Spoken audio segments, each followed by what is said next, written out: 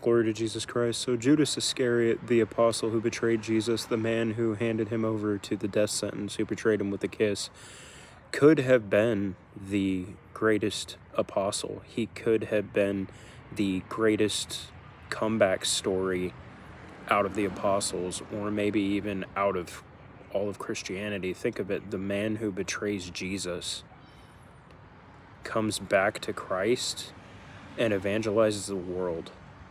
He could have been. He could have been. And it's tragic that he wasn't, because he didn't forgive himself. Jesus forgave him, but he didn't forgive himself. He didn't accept that forgiveness. And part of accepting Jesus' forgiveness is forgiving ourselves and turning ourselves over to God's will. We know that Jesus forgave him because when he kissed Jesus, when he gave that sign of the man I kiss is the one you want, come and get him, Jesus said, "Friend, do you betray me with a kiss?" Jesus, in that moment, forgave him for the betrayal. And we know that he repented. We know that he repented of this because he comes back later and he tries to give the money back. He tries to give back the 30 pieces of silver, but they won't take it.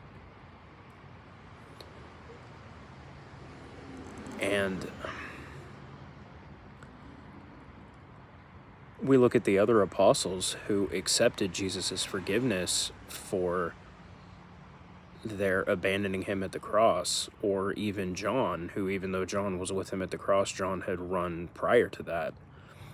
Jesus forgave all of them, and they came to forgive themselves, and they turned themselves over to his will. But Judas couldn't forgive himself for this. And I believe that this is what Jesus was talking about in the book of Matthew, where he's talking to Judas about the betrayal.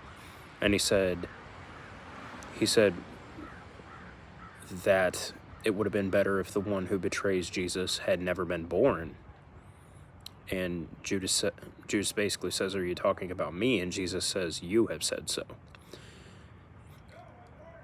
I don't necessarily think that Jesus was talking about the punishment that Jesus would give him. I think he was more talking about the torment that Judas would feel for this, which would ultimately lead to Judas not forgiving himself and everything that came after that, which the church doesn't say he's in hell, but we can't say he's not.